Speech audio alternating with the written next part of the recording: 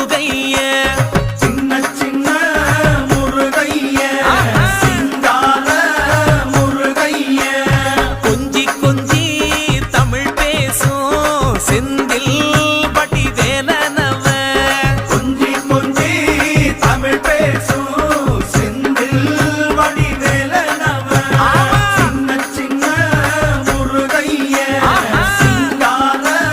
முருகைய கொஞ்சி கொஞ்சி தமிழ் பேசும்